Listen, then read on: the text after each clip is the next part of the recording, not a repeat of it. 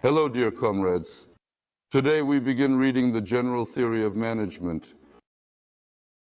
This is the core of the public safety concept, dead water, which is essentially a fundamental principle in ensuring the safety and security of the public at large. This course on the general theory of management is very important. We need to understand how management operates not only in the social environment, in society, but also in all processes in the universe. In other words, this is a very interesting course, and those who master the general theory of management, the basic elements of the general theory of management, have a good understanding of the processes occurring. They understand the mechanisms of how and what happens, the causes and effects. Well, we will start our examination of this course with the tasks that are solved by the general theory of management, that is, the terminological apparatus.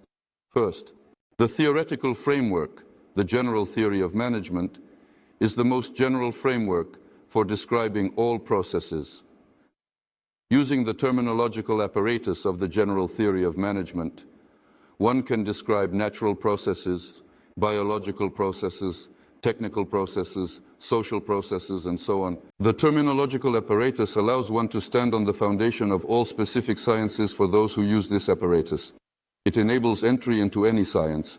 Well, I can say that when you master the terminological apparatus of the general theory of management, you can read textbooks on other subjects and understand what they are about. One may not understand specific terms, but the subject matter is very simple. One can enter into chemistry, biology, and even more so into social processes. It allows to find a common language with all specialists. And what is the problem now? Each specialist, from their own system of knowledge, from a narrow departmental perspective, cannot find a common language with a specialist from another field of knowledge. And even when mathematicians meet, a specialist in one area of mathematics does not understand what a specialist in another area of mathematics is saying.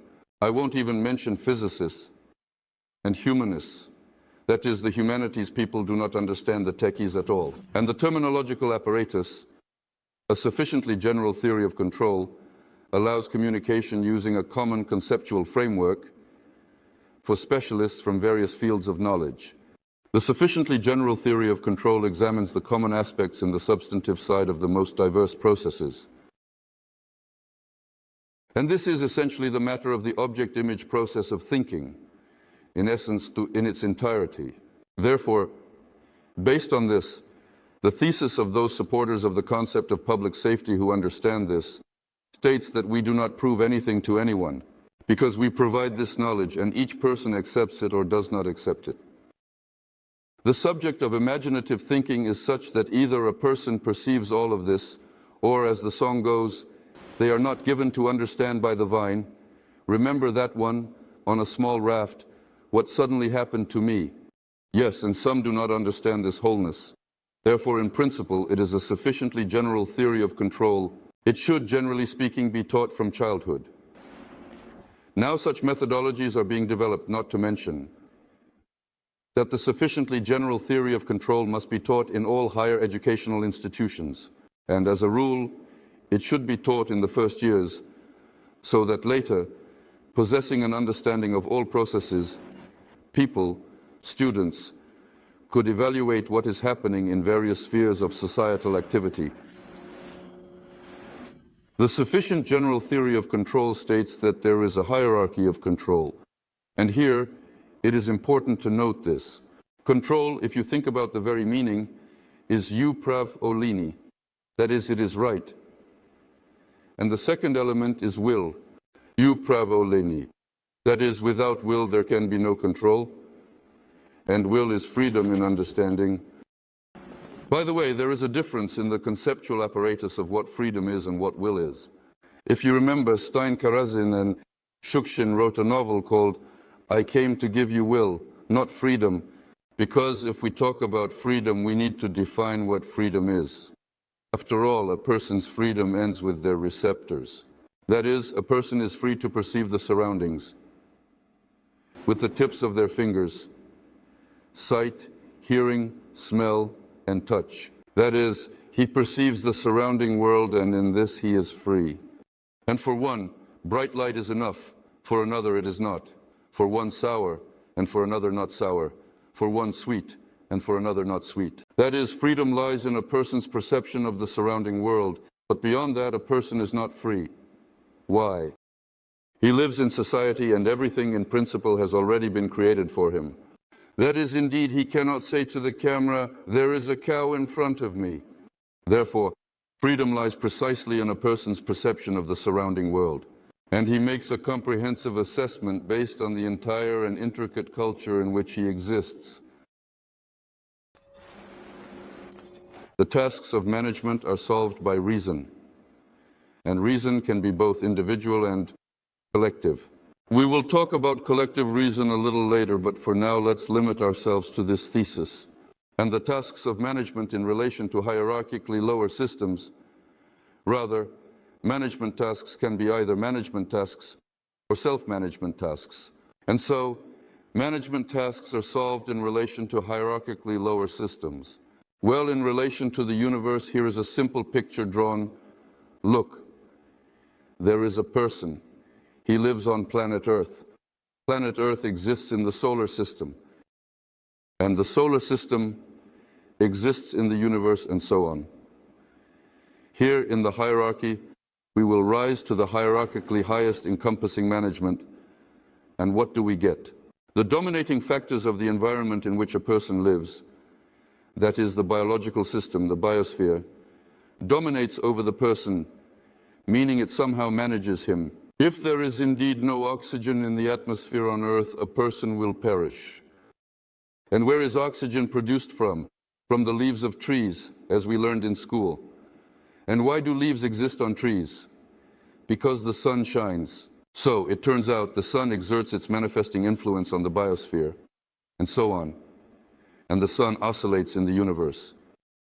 Therefore, even here, in such a simple example, the hierarchy of management is evident. And those who try to oppose this hierarchy, you cannot go against God. I have already warned, you cannot go against God. The same can be illustrated with other examples from different areas of life, including people. Self-management tasks. This is when tasks of managing a certain company, factory, or state are resolved within a hierarchically higher level of management. But if these issues are resolved in harmony with the hierarchically higher volume of management, it's one situation. If not in harmony, then it's a different situation. Then, like in Bloch's case, both Wild Tale was a failure for them, as well as Lisbon and Messina. Therefore, any process in the universe can be represented as either a process of management or self-management.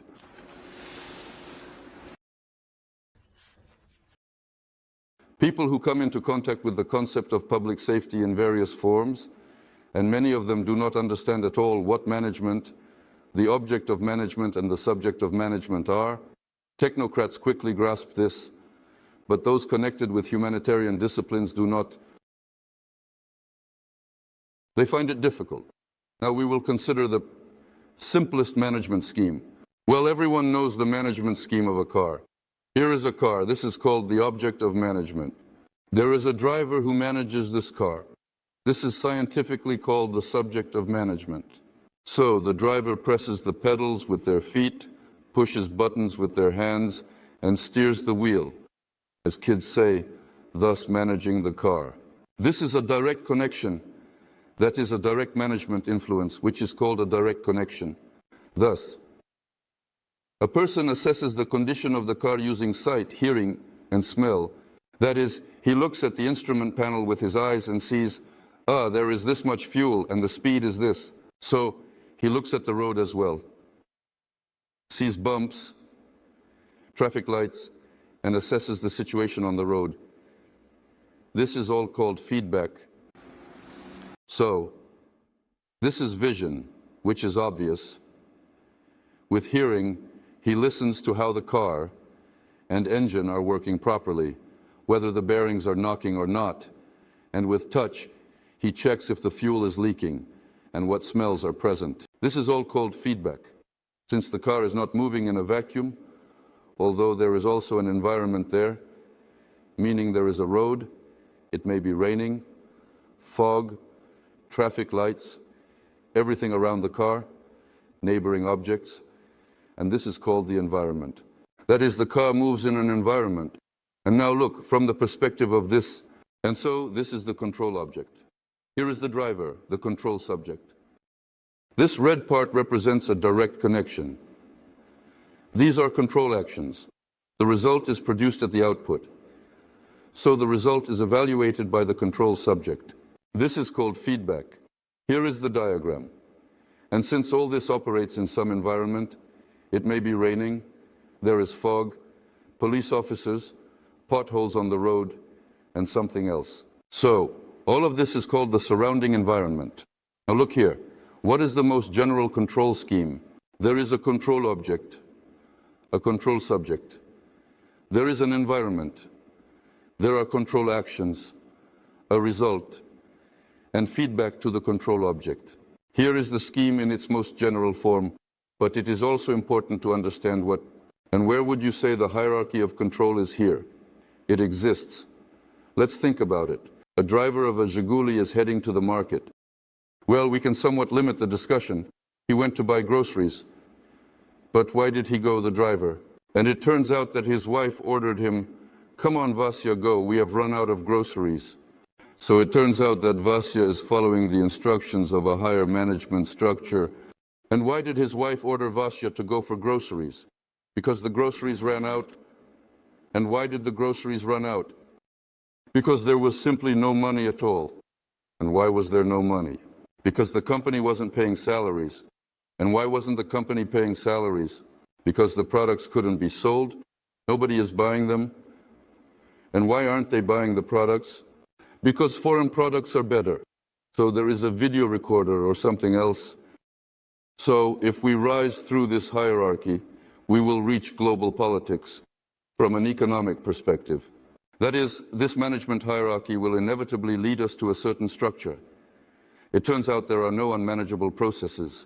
That is, what seems like a coincidence at first glance is actually embedded in a certain management hierarchy. This is also important to know. The management scheme in society. In general, a person is a subject of management by society. If we look at any process, starting with the simplest, since we will not be talking about any abstractions, but primarily people are interested in what is happening in the life of our society. That is the person. Management, influence, and information transfer come from family, friends, bosses, culture, the education system, books, etc. That is the entire society which carries a certain culture with its morality, exerts its management influence on a person. In the end, a result is produced, the result is evaluated. Or it is not evaluated. If there is no feedback, if we return to the previous picture, what do we get? Why is feedback needed? To ensure the system operates stably, it is necessary to know what result is produced. If the driver does not monitor that he is running out of gas, right, then the car will stop and he won't be able to go further. That is, one must monitor the condition. If he does not see that there is a pit ahead or that the traffic light is red, he will get into an accident. That is, one must always assess the quality of their control. This is feedback. That is, if there is no feedback, the system perishes. So here, society influences the individual. The result is at the output. And now let's say our entire society evaluates what kind of people it is preparing. Journalists who exert their controlling influence do not even realize that they are exerting this influence. I am not even talking about the result of my controlling influence. That is, there is no evaluation. But it is important to understand that this scheme operates within the limits of hierarchically higher management. That is, in relation to this entire system, the environment also affects it. These are forests, seas, rivers. Various oscillatory processes, meaning nutrition, water, all of this affects a person, well, up to God, who exerts his influence. How, in fact, does he influence society? That is, this is the hierarchically higher encompassing management. Therefore, one must always remember, when considering and isolating any management scheme, that this scheme operates within the limits of hierarchically higher encompassing management. In many ways, an individual, in various aspects, is often influenced and shaped by the complex structures of the society around them. Thus, society manages each individual person. Now, society itself. Is anyone managing society? Yes. And we say that state authorities exert their governing influence on society. That is, by creating special laws, decrees, making decisions, developing certain structures. All of this has a specific impact on society. One must live this way, not otherwise, and so on. The mass media, all of this exerts its governing influence on society as a whole. In the end, there is also a result. What do you think? Does our state in which we live evaluate the results obtained or not? Is there feedback? Or do they understand who manages social processes, what is happening, where society is heading, what they are getting in the end? Think about it, homework. I won't reveal all of these. Next, we will look at these things in more detail. And next, we will see how to formalize this management process that occurs in society. In particular, management always implies a subjective choice of the management goal, such as the objective. That is, if there is a certain process. Let's always use examples, although in principle any process in the universe can be considered. Managing an electron, a molecule, a planet, or a comet. And we will approach this, but we will mainly take examples from our human life.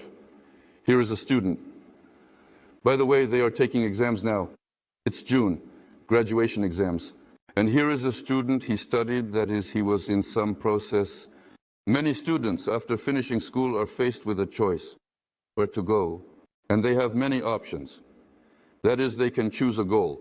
One says, I will go to serve in the army. Another says, I will go to serve in the police. The third says, I will go to study. The fourth says, I will go to work at a factory in the morning. There are many various options, but ultimately each one individually chooses, depending on their understanding and their morality, in general, their interests. That is, it depends on the individuality of the person. And the subjective choice of one's goal is made from a multitude of objective possible options for the development of the process.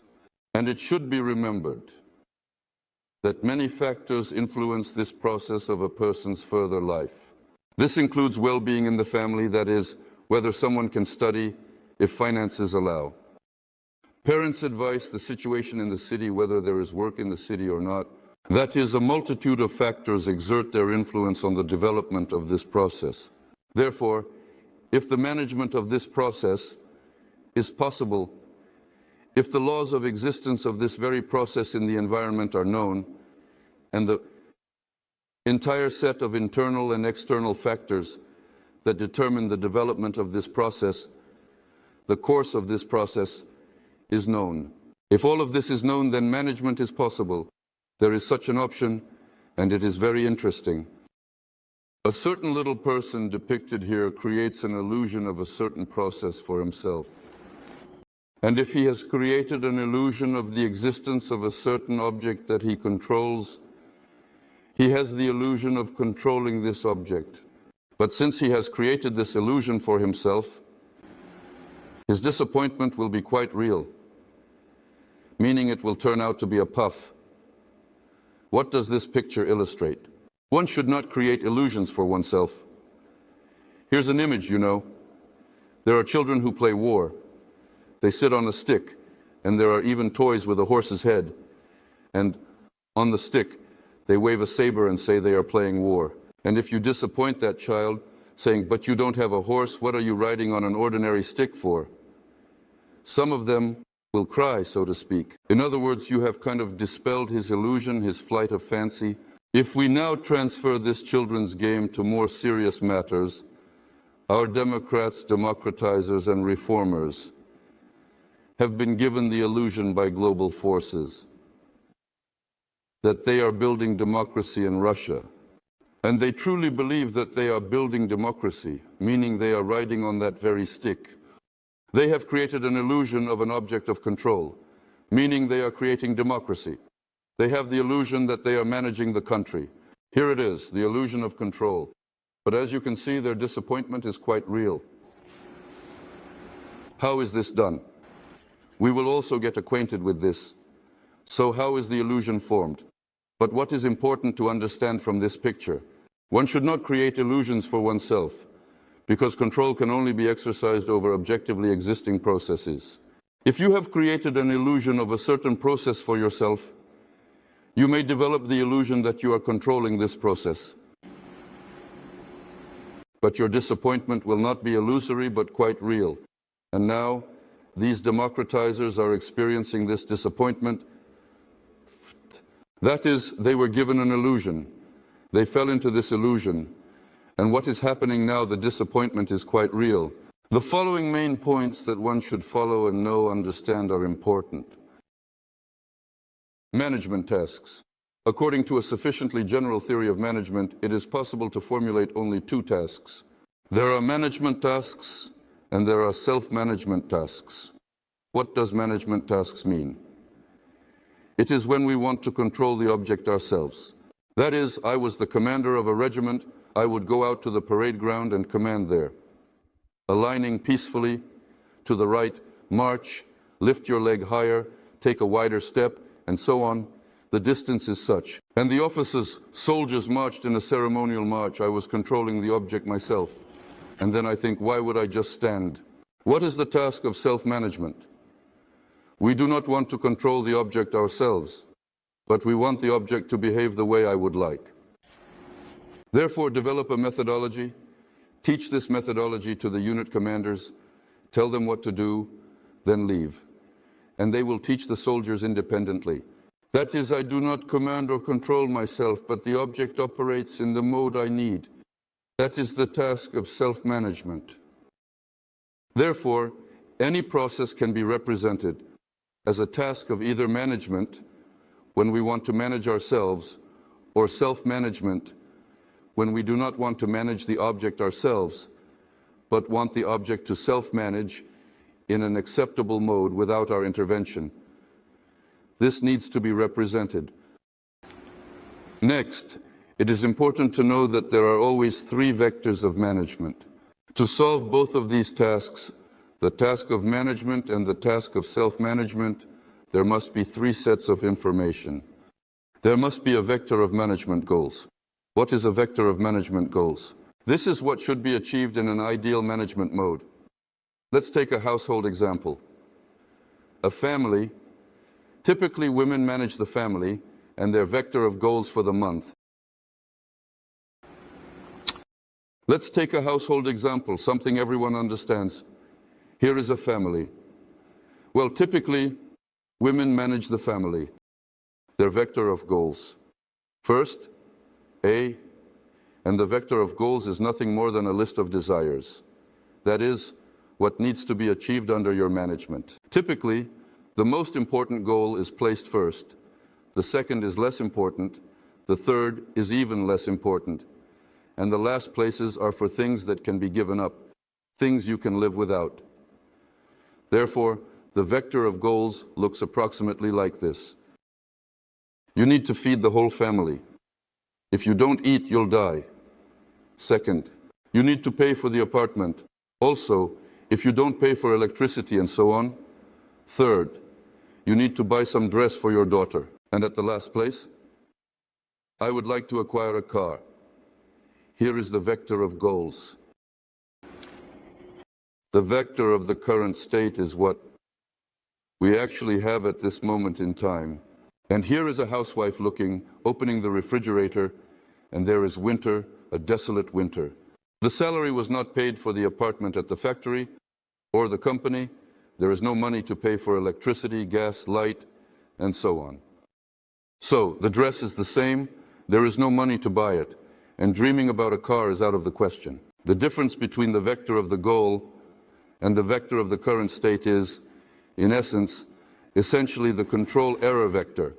Therefore, with ideal control, if everything is good, the vector of the current state should match the vector of the goal. Then the control error vector will be equal to 0. This is how it should be in ideal control. That is, you all remember the song March of the Air Force, "We were born to make a fairy tale come true." What does this mean in relation to the vector, to these three goals? The goal vectors are a fairy tale. This is the vector of the current state, and when the fairy tale becomes reality, the error vector is equal to 0. That's what happens then. Therefore, applying all this to all processes, one can evaluate. For example, here's a question. The airplane is flying. What is its goal? Like, it must transport passengers from point A to point B. In second place, it must not break down during the flight. The third goal is that the passengers must be safe.